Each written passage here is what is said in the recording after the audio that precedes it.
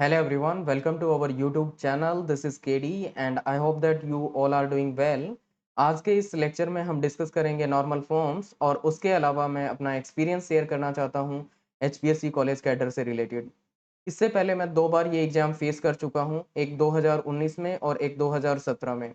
दोनों का स्टेटस बताता हूँ कैसा पेपर रहा था उस टाइम पे। राइट, तो चलिए कंटिन्यू करते हैं। अभी फर्स्टली बात करते हैं 2017 की। अब 2017 की अगर बात करें तो 2017 में जो पेपर का लेवल था वो इजी से मॉडरेट की तरफ मूव कर रहा था। मीन्स कुछ क्वेश्चंस वहाँ पे इजी थे और कुछ क्वेश्चंस वहाँ पे मॉडरेट लेवल के थे। हार्ड क्वेश्चन बहुत ज़्यादा नहीं थे, तो मुझे तो पेपर इजी लगा था। राइट, और सेकंड थिंग, पेपर उतना लेंथी भी नहीं था कि एज कम्पेयर टू 2019, क्योंकि 2019 में जो पेपर था वो थोड़ा सा लेंथी था और 2017 में जो पेपर था वो बहुत ज़्यादा लेंथी नहीं था। सिंपल क्वेश्चंस थे, थोड़े से मॉडरेट लेवल के थे, हार्ड लेवल के तो बहुत ही कम थे। मतलब एक एक दो क्वेश्चन ही कह सकते हैं जो लगे हों हार्ड लेवल के हों। तो मुझे यूजीसी नेट से भी कम लेवल लग रहा था वो वाला। और 2019 की बात करें तो 2019 में नंबर ऑफ पोस्ट कम थी, सिर्फ 4 पोस्ट थी उस टाइम पे। और जो पेपर का लेवल था वो ये कह सकते हैं कि थोड़ा-सा कॉम्प्लेक्स था एज़ कम्पेयर टू 2017। तो पेपर का लेवल कॉम्प्लेक्स कैसे था? देखिए, एक तो पेपर की लेंथ थोड़ी-सी ज़्यादा थी, प्रोग्राम्स ज़्यादा दे रखे थे, 10-12 प्रोग्राम वहाँ पे दे रखे थे और उनकी लेंथ ज़्यादा थी। कुछ न्यूमेरिकल्स की लेंथ भी ज़्यादा थी। और कह सकते हैं कि ये जो पेपर था ये मॉडरेट से हार्ड की तरफ मूव कर रहा था। मतलब कुछ क्वेश्चंस मॉडरेट लेवल के थे और उसके बाद कुछ क्वेश्चंस हार्ड लेवल के थे। तो मुझे थोड़ा-सा कंपैरेटिवली टफ लगा था इससे पहले वाले पेपर से, राइट? और अभी सिनेरियो थोड़ा-सा डिफरेंट हो चुका है।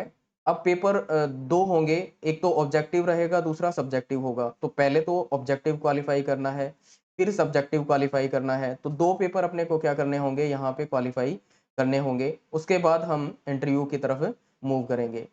तो देखिए, फर्स्टली अगर बात करें कि ऑब्जेक्टिव पेपर, तो ऑब्जेक्टिव पेपर करना है आपको और टाइम कम है, क्योंकि हो सकता है कि ऑब्जेक्टिव पेपर आपका 1 से डेढ़ महीने में ले लिया जाए। और इस हिसाब से अगर देखें तो यूजीसी नेट में भी ऑब्जेक्टिव पेपर आता है जिसमें 4 से 6 महीने लग जाते हैं इस पेपर को करने में, मीन से इसकी प्रिपरेशन करने में, राइट? तो अभी हमारे पास उतना टाइम नहीं है कि 4 से 6 महीने। ऑब्जेक्टिव अगर होगा तो आपका जल्दी ही होगा, मीन से 1 या डेढ़ महीने में हो सकता है ऑब्जेक्टिव अपने को देखने को मिल जाए। तो इसका मतलब क्या होगा कि अपने को तैयारी अभी से शुरू कर देनी चाहिए, टाइम उतना ज़्यादा नहीं है। थोड़ा-सा पॉजिटिव रहिए इस चीज़ को लेके और वेट मत करिए कि कब एग्ज़ाम डेट आएगी और हम पेपर की तैयारी करना शुरू करेंगे। And second thing, subjective paper की बात करें तो सब्जेक्टिव पेपर थोड़ा-सा और कॉम्प्लिकेटेड हो सकता है हमारे लिए। उसका रीज़न है, उसके कुछ फैक्ट हैं। जैसे कि फर्स्ट थिंग, आपको सब्जेक्टिव के लिए कॉन्सेप्ट की क्लैरिटी तो चाहिए ही। आप तुक्के तो नहीं मार के आ सकते वहाँ पे, ठीक है? तो सब्जेक्ट क्लैरिटी आपको होनी चाहिए, कॉन्सेप्ट क्लैरिटी आपको होनी चाहिए। सेकंड थिंग क्या रहेगी कि आपकी राइटिंग प्रैक्टिस वहाँ पे होनी चाहिए। आपको ये भी पता होना चाहिए कि पेपर को अटेम्प्ट कैसे करना है, राइट? वो सारी चीज़ें फैक्टर रहेंगे, राइट? और राइटिंग का इश्यू भी रहता है, कुछ लोगों की राइटिंग स्पीड नहीं है, तो क्वेश्चन सारे के सारे अटेम्प्ट करना वो भी दिक्कत कर सकता है। तो कई सारे फैक्टर आएँगे इस चीज़ को लेके, राइट? दैट्स व्हाई ये सब्जेक्टिव थोड़ा-सा डिफिकल्ट आपको लग सकता है एज़ कंपैरेटिवली ऑब्जेक्टिव पेपर। तो फाइनली मेरा यही सजेशन है आप सबको कि जितना अर्ली आप स्टार्ट कर सकते हैं अपनी प्रिपरेशन को स्टार्ट कर दीजिए, क्योंकि टाइम नहीं बचेगा, टाइम ज़्यादा लगेगा। इवन दो आप लोग नेट क्वालिफाइड है, बट हो सकता है 2 साल पहले, 4 साल पहले आपने नेट किया हो, राइट? अब 2-4 साल पहले अगर किया है तो अब तो वो जो प्रिपरेशन थी वो लगभग साफ हो चुकी है, अगर आप उसके टच में नहीं है तो, राइट? तो आपको फिर से एफर्ट लगाना पड़ेगा। आप 10 दिन में तैयारी नहीं कर सकते, जब टच में होते हैं तो आप रिवाइज़ कर सकते हैं, वो चीज़ें कर सकते हैं, बट अब डिफ़िकल्ट हो जाएगा, तो आपको प्रिपेयर करना पड़ेगा, जेन्युइन आपको करना ही पड़ेगा ये चीज़। So before proceeding further, let me introduce our team. So we are the four faculty member for computer science: Mr. Salendar, MTech from IIT Madras; Dr. Sumit, PhD from NIT; Dr. Sonam Bhardwaj, PhD from NIT, and they have great expertise in their field. and they will teach as per their subject expertization. So this is the brief introduction of our team. Now let's continue with the normal form.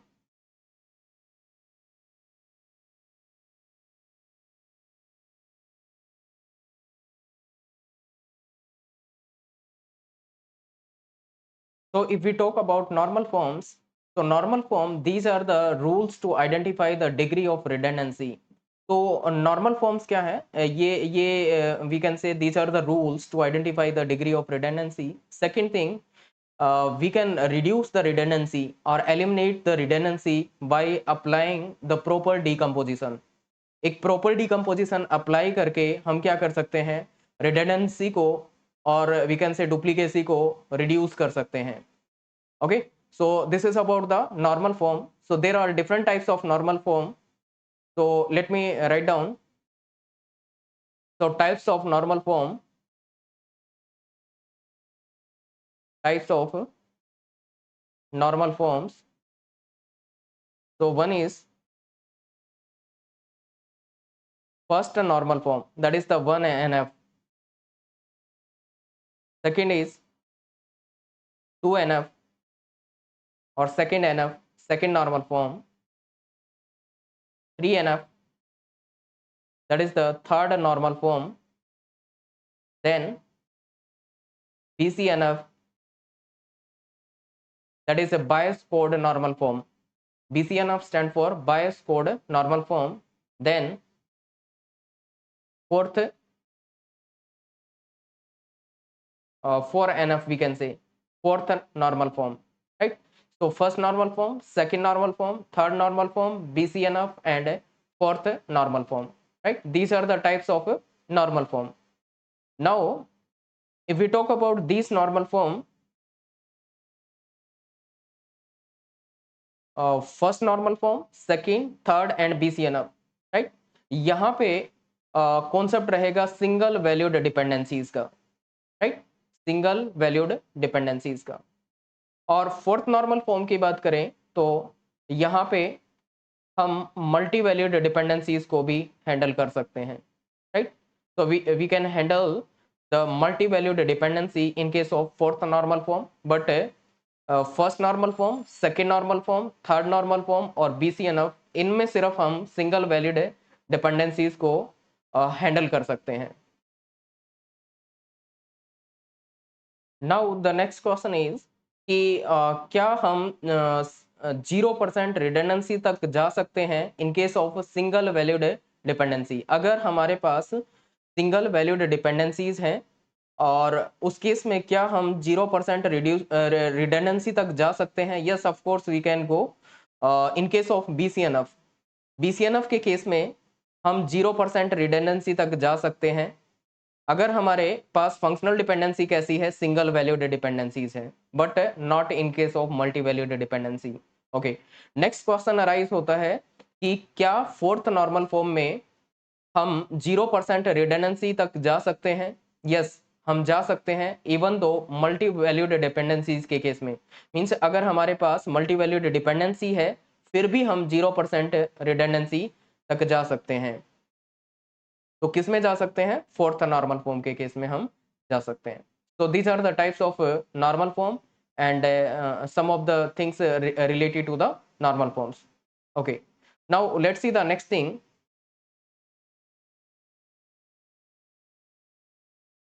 Next thing is let's see this diagram. Here it is a fourth normal form.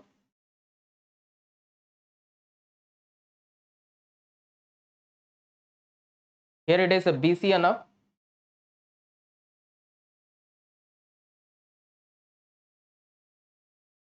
Here it is a 3NF.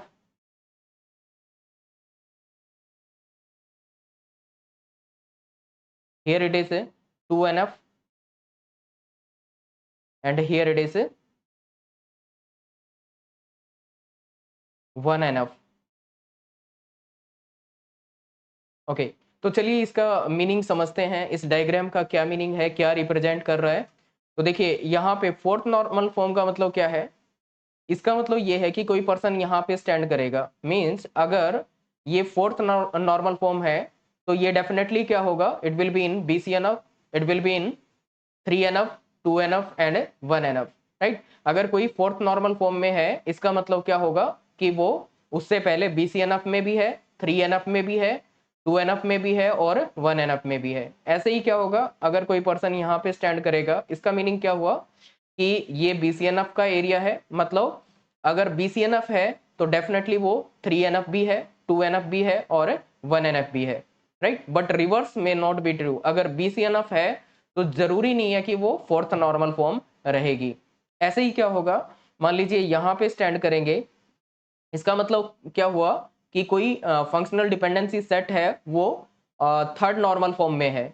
अगर third normal form में है तो definitely वो second normal form में भी मिलेगा और 1NF में भी मिलेगा, राइट।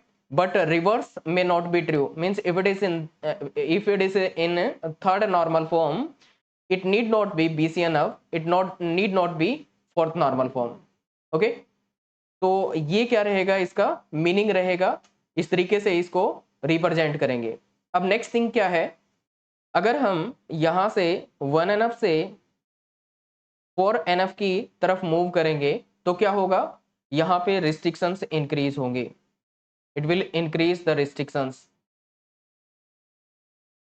ठीक है। तो इस केस में क्या होगा, रिस्ट्रिक्शंस इंक्रीज होंगे। और अगर हम क्या करते हैं, यहां से मीन्स फोर्थ नॉर्मल फॉर्म से हम 1NF की तरफ मूव करते हैं तो क्या होगा, expressive power will increase, expressive power will increase, ठीक है। तो इस केस में एक्सप्रेसिव पावर इंक्रीज होगी। क्या मतलब है एक्सप्रेसिव पावर का, एक्सप्रेसिव पावर का मतलब ये है कि जैसे 1NF की बात करें तो ये सबसे ज्यादा फंक्शनल डिपेंडेंसी सेट को क्या करेगा, सेटिस्फाई करेगा, एक्सप्रेस करेगा। सेकंड नॉर्मल फॉर्म 1NF से कम वाले को करेगा, थर्ड नॉर्मल फॉर्म उससे कम को एक्सप्रेस कर पाएगा, BCNF उससे कम को एक्सप्रेस कर पाएगा और फोर्थ नॉर्मल फॉर्म उससे भी कम को एक्सप्रेस कर पाएगा। तो ये इसका मीनिंग है एक्सप्रेसिव पावर का, ठीक है। आई hope that it is clear till this part. चलिए नेक्स्ट मूव करते हैं। नेक्स्ट थिंग इज, अगर अगर कोई functional dependency set fourth normal form में है तो इसका मतलब क्या है कि वो BCNF में भी होना चाहिए, 3NF में भी होना चाहिए, 2NF में भी होना चाहिए और 1NF में भी होना चाहिए। Now next thing is that what are the reason for the redundancy, reason क्या होते हैं रिडंडेंसी के। तो what are the reason for the redundancy. तो मेजर रीजन की बात करें तो इसके दो मेजर रीजन हैं। एक non trivial functional dependency, that is a single valued dependency, and second thing is non trivial functional dependency, that is a multi valued dependency। ये दोनों ही रीजन है। नॉन ट्रिवियल फंक्शनल डिपेंडेंसी यहाँ पे matter करेगी, trivial यहाँ पे matter नहीं करती है। और फंक्शनल डिपेंडेंसी कैसी हो सकती है, सिंगल वैल्यूड भी हो सकती है, वहां पे रिडंडेंसी आ सकती है, और मल्टी वैल्यूड भी हो सकती है, वहां पे रिडंडेंसी आ सकती है।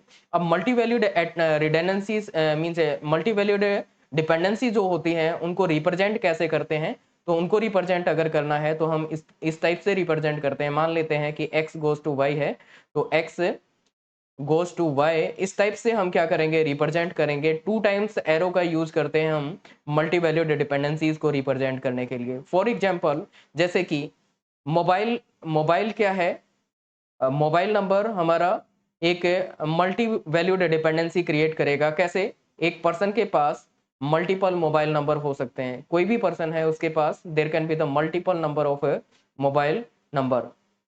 तो एक मोबाइल नंबर मान लीजिए 99 वाला है, एक 98 वाला है, राइट। तो मल्टीपल है, तो यहाँ पे क्या बनेगी, मल्टी वैल्यूड डिपेंडेंसी बनेगी। Okay, I hope that till this part is it fine to all. Now next thing is कि now next thing is functional dependencies which forms the redundancies, functional dependencies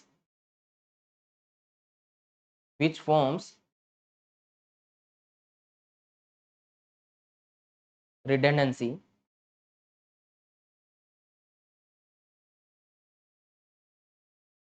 okay, तो देखिए, proper proper subset of candidate की proper subset of candidate की x that determine the non prime attribute non prime attribute, right.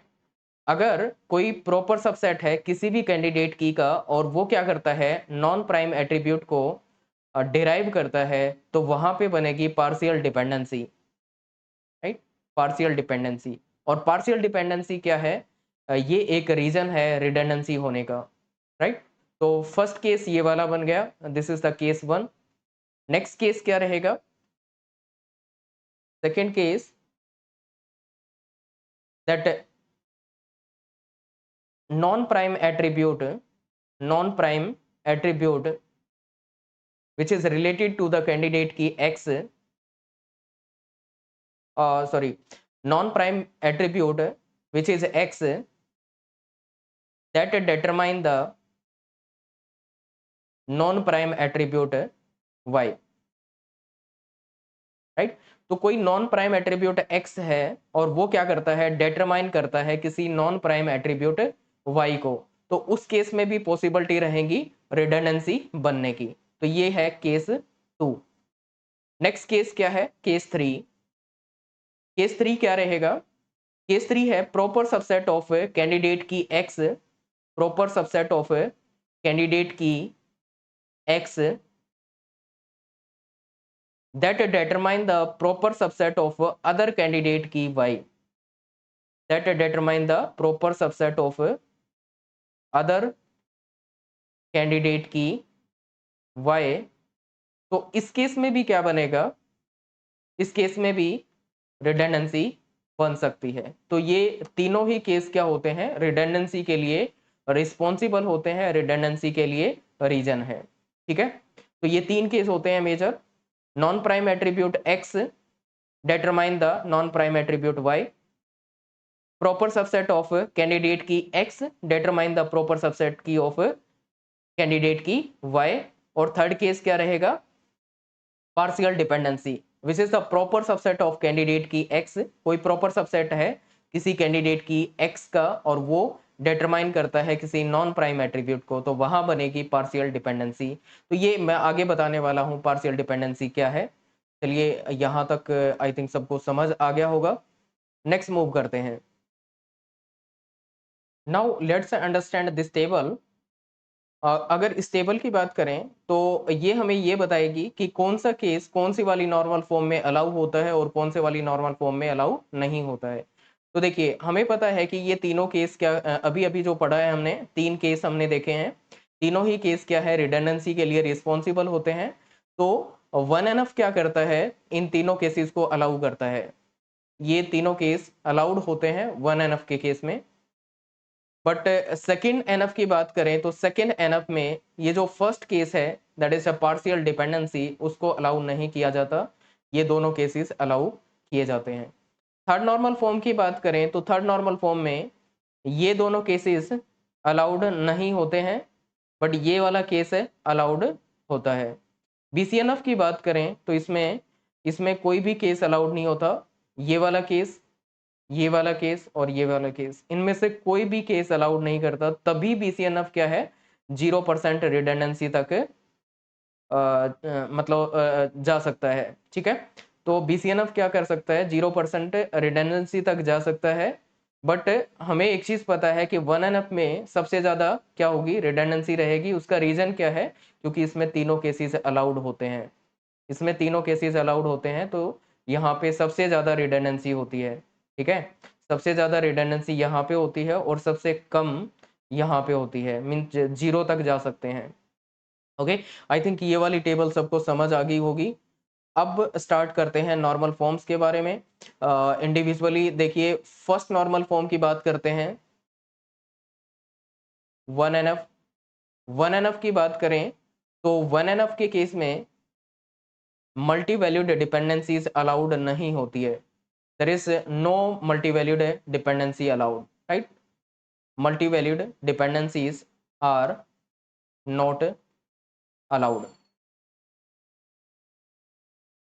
Not allowed. तो multi valued को allow यहाँ पे नहीं किया जाता। अब ये मल्टी वैल्यूड डिपेंडेंसीज क्या है ये मैंने आपको बताया था, एक एग्जांपल से समझ लेते हैं। जैसे कि ये मान लीजिए कोई स्टूडेंट नाम का रिलेशन है और इसमें ये स्टूडेंट आईडी दे रखी है, ये स्टूडेंट का नेम हो गया और यहाँ पे स्टूडेंट का मोबाइल नंबर दे रखा है, राइट। अब कोई भी स्टूडेंट क्या कर सकता है, मल्टीपल मोबाइल नंबर कंटेन कर सकता है। तो इसके मोबाइल नंबर में क्या है, एक मोबाइल नंबर 98 से स्टार्ट होता है और दूसरा 99 से होता है। तो ये मोबाइल नंबर अब यहाँ पे क्या क्रिएट करेगा, मल्टी वैल्यूड डिपेंडेंसी बनाएगा, राइट। तो इसकी वजह से यहाँ पे क्या बनेगा, मल्टी वैल्यूड डिपेंडेंसी। और मल्टी वैल्यूड डिपेंडेंसी वाला केस नॉर्मल फॉर्म में, फर्स्ट नॉर्मल फॉर्म में अलाउड नहीं होता है। अगर मल्टी वैल्यूड नहीं है तो सारे के सारे जितने भी एफडी सेट होंगे जो कि सिंगल वैल्यूड वाले होंगे वो सभी अलाउड होते हैं फर्स्ट नॉर्मल फॉर्म में, ठीक है। सिंगल वैल्यूड सारे के सारे अलाउड होते हैं, मल्टी वैल्यूड अलाउड नहीं होता है। This is about the first normal form. Now what is the rule for the second normal form, 2NF। 2NF that is the second normal form. Second normal form की बात करें तो यहाँ पे partial dependency allowed नहीं होती है, no partial dependency. अब ये पार्शियल डिपेंडेंसी क्या है, तो देखिए पार्शियल डिपेंडेंसी का मतलब ये हुआ कि ये कोई कैंडिडेट की है और इसका नाम है A B, right. A B is a candidate key और इसका प्रॉपर सबसेट क्या है, B. B is the proper subset of candidate key and it determine the Y, right. ये बी क्या करता है, वाई को डेटरमाइन करता है। इसका मतलब अगर ऐसा केस होगा कि कैंडिडेट की का प्रॉपर सबसेट, ये कैंडिडेट की है, इसका प्रॉपर सबसेट क्या कर रहा है, किसी नॉन प्राइम एट्रीब्यूट को डिराइव कर रहा है, ये नॉन प्राइम एट्रीब्यूट है, राइट। नॉन प्राइम का मतलब which is not the part of the candidate की, राइट। तो ये नॉन प्राइम एट्रीब्यूट है, इसको डिराइव करेगा तो उस केस में बनेगा पार्शियल डिपेंडेंसी। तो यहाँ पे पार्शियल डिपेंडेंसी बनेगी। ऐसा समझ सकते हैं कि ये एक फैमिली है, ए बी क्या है, एक फैमिली है और इस फैमिली की इस फैमिली के साथ लड़ाई हो रखी है। अब इस फैमिली का एक बच्चा क्या कर रहा है, ये बच्चा इसके घर आना जाना शुरू कर दिया, राइट। इसके घर आना जाना शुरू कर दिया तो एक्चुअल में इनकी लड़ाई हो रखी है और ये बच्चा इनके साथ कांटेक्ट में जा रहा है। मतलब ये कैसे जा रहा है, पार्शियली जा रहा है ना। तो यहाँ पे क्या बनेगा, पार्शियल डिपेंडेंसी बनेगी। ये वाला केस अलाउड नहीं होता है, राइट। तो 2NF में पार्शियल डिपेंडेंसी अलाउड नहीं होती है। और बेटर वे में एग्जाम्पल से समझ आएगी, हम एक एग्जाम्पल लेके चलेंगे, उससे समझने वाले हैं पार्शियल डिपेंडेंसी क्या होती है। अभी के लिए इतना एनफ है, okay. I hope that it is clear till this part. चलिए नेक्स्ट मूव करते हैं। Next is the third normal form, 3NF, okay. अब थर्ड नॉर्मल फॉर्म की बात करें तो to be in third normal form it should be in second normal form, right. To be in third normal form it should be in second normal form, it should be in second NF firstly, ठीक है। तो firstly क्या होना चाहिए, इसको second NF होना चाहिए और सेकेंड NF होने के लिए फर्स्टली इसको 1NF होना चाहिए। तो इसका मतलब 3NF होने के लिए आपका 2NF भी होना चाहिए और 1NF भी होना चाहिए। अब नेक्स्ट थिंग क्या है, मान लीजिए कि कोई नॉन ट्रिवियल फंक्शनल डिपेंडेंसी है x गोज टू y। तो इस केस में x क्या होना चाहिए, either x should be the super की और y should be the prime attribute, y should be the prime attribute. या तो ये वाला सुपर की होना चाहिए लेफ्ट हैंड साइड या फिर राइट हैंड साइड में प्राइम एट्रीब्यूट होना चाहिए, ठीक है। In that case it will be in third normal form, ठीक है। तो थर्ड नॉर्मल फॉर्म में कब रहेगा, जब ये वाला केस सेटिस्फाई करेगा। So this is about the third normal form. Now we'll discuss about the BCNF. BCNF. BCNF stand for the bias code normal form. So to be in BCNF, it must be in 3NF. It must be in 3NF. तो BCNF में होने के लिए क्या होना चाहिए? It must be in 3NF. 3NF में होना जरूरी है. फिर क्या होगा कि कोई फंक्शनल डिपेंडेंसी क्या है, x गोज टू y अगर है तो इस केस में x क्या होना चाहिए? x मस्ट बी सुपर की, मस्ट बी सुपर की. तो ये मस्ट है, it must be super key, otherwise it is not in BCNF. So this is the rule for the BCNF. okay, तो जितने भी नॉर्मल फॉर्म्स हैं उनके रूल्स अपने को पता चल गया कि 1NF में कब होगा, 2NF में कब होगा, 3NF में कब होगा और BCNF में कब होगा. Next thing, what about the fourth normal form? Fourth normal form हमारे कॉम्पिटिटिव एग्जाम्स में नहीं पूछा जा रहा है, ना तो नेट में पूछा जाता है ना ही गेट में पूछा जाता है. ठीक है, तो हमें BCNF तक ही करना है. चलिए नेक्स्ट मूव करते हैं. अब नेक्स्ट बात करते हैं एक एग्जाम्पल की. एक एग्जाम्पल लेते हैं और समझते हैं कैसे हम फाइंड आउट करेंगे कि पर्टिकुलर कोई फंक्शनल डिपेंडेंसी सेट किस नॉर्मल फॉर्म में है. तो we want to find out the highest normal form. तो चलिए एक एग्जाम्पल देखते हैं. देखिए कोई रिलेशन R दे रखा है, R with attribute set A B C and D. Okay, so these are the functional dependencies given, like A goes to B, B goes to C, or just a minute,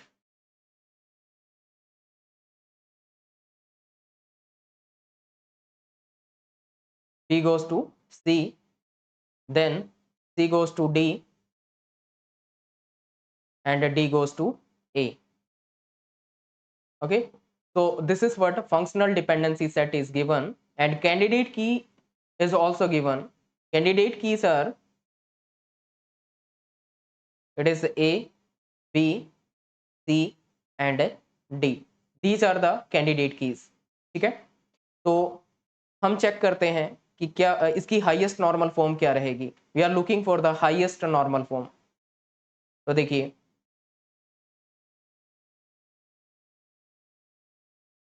अपने को देखना है यहाँ पे highest normal form. तो इस तरीके से क्या करेंगे, नॉर्मल फॉर्म फाइंड आउट करेंगे. पहले चेक कर लेते हैं 1NF के लिए, क्या ये 1NF में है.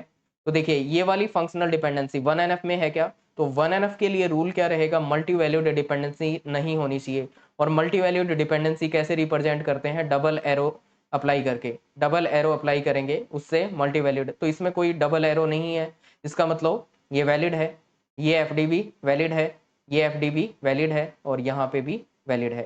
Right, it means it is in first normal form. इसका मतलब क्या हुआ कि ये एफडी सेट है, ये फर्स्ट नॉर्मल फॉर्म में है. इसके बाद चेक करते हैं 2NF, second normal form. 2NF की बात करें तो पार्शियल डिपेंडेंसी नहीं होनी चाहिए.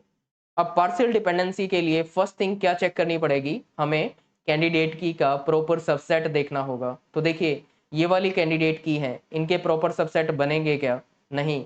जब कैंडिडेट की सिंगल सिंगल एट्रीब्यूट में है तो कोई भी प्रॉपर सबसेट नहीं बनेगा. इसका मतलब पार्शियल डिपेंडेंसी बनने का यहाँ पे कोई चांस नहीं है.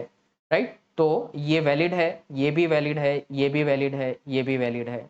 Next thing is third normal form. Third normal form 3NF की बात करें तो 3NF में क्या चेक करना होगा कि या तो लेफ्ट हैंड साइड क्या होना चाहिए, सुपर की, या राइट हैंड साइड क्या होना चाहिए, प्राइम एट्रीब्यूट. क्या लेफ्ट हैंड साइड सुपर की है? Yes, A is a super की. कैंडिडेट की means it is also super की, तो सुपर की है.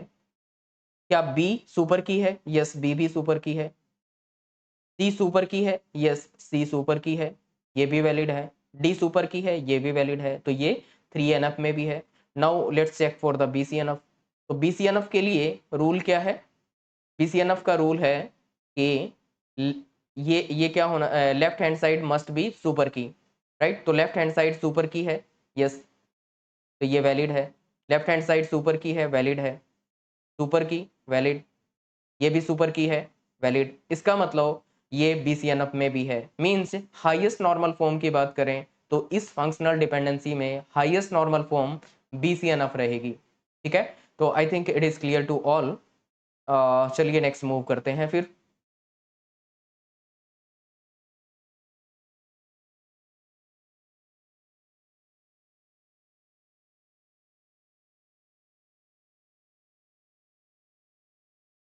Now let's see the next example for the functional dependency set कि इसकी हाईएस्ट नॉर्मल फॉर्म क्या रहेगी।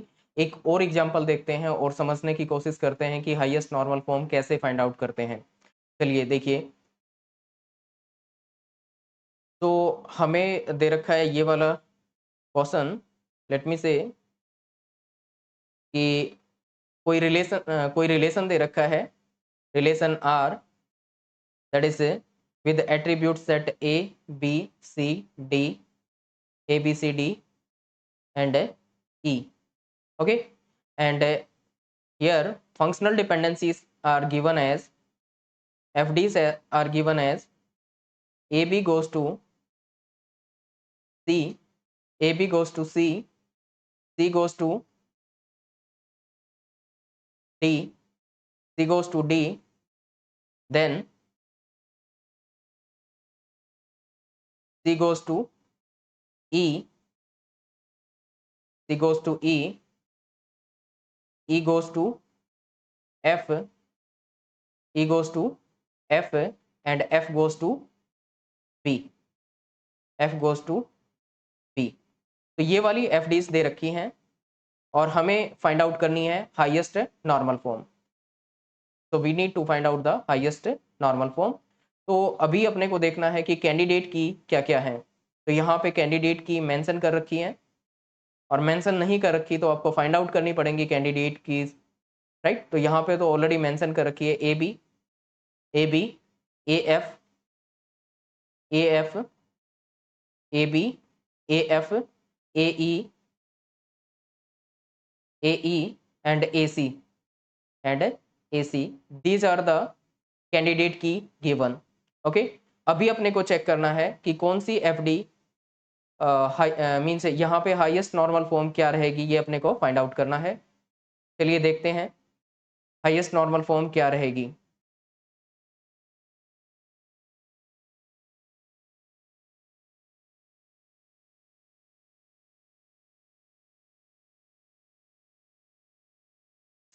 ओके, तो यहाँ से हाईएस्ट नॉर्मल फॉर्म अपने को चेक करनी है। अब हाईएस्ट नॉर्मल फॉर्म चेक करनी है तो आप क्या करो, फर्स्ट नॉर्मल फॉर्म से मत चेक कीजिए, आप क्या करो हाईएस्ट से चेक कीजिए। तो हाईएस्ट में पहले चेक करेंगे BCNF। BCNF क्या ये BCNF में है? तो BCNF के लिए क्या होना चाहिए, लेफ्ट हैंड साइड सुपर की होना चाहिए। तो लेफ्ट हैंड साइड सुपर की है, यस, तो ये वैलिड है। नेक्स्ट सी, सी क्या सुपर की है? नहीं है, सी इज नॉट सुपर की, तो ये वैलिड नहीं है। यहीं पे स्टॉप कर देंगे कि ये BCNF में नहीं है। Now let's see the next thing, next is 3NF। अब चेक करेंगे 3NF के लिए, क्या ये 3NF में है? तो 3NF के लिए या तो लेफ्ट साइड में क्या होना चाहिए, सुपर की, या फिर राइट हैंड साइड क्या होना चाहिए, prime attribute. X goes to Y अगर है तो लेफ्ट या तो सुपर की होना चाहिए या ये वाला प्राइम एट्रीब्यूट होना चाहिए। ठीक है, तो इधर तो लेफ्ट साइड में सुपर की है तो ये वैलिड केस रहेगा। नेक्स्ट इस वाले में डी क्या ये प्राइम एट्रीब्यूट है? प्राइम एट्रीब्यूट का मतलब है कि कैंडिडेट की का सब पार्ट, सिंगल एट्रीब्यूट वाला कैंडिडेट की का सब पार्ट। तो कैंडिडेट की का कोई भी सब पार्ट डी नहीं बनेगा, तो ये यहाँ पे फेल कर गया और ये third normal sorry, it is not in third normal form. ठीक है, तो ये थर्ड नॉर्मल फॉर्म में नहीं है। ठीक है, अब चेक करना है 2NF के लिए। 2NF के लिए अब 2NF में क्या चेक करना होता है, पार्शियल डिपेंडेंसी चेक करनी होती है।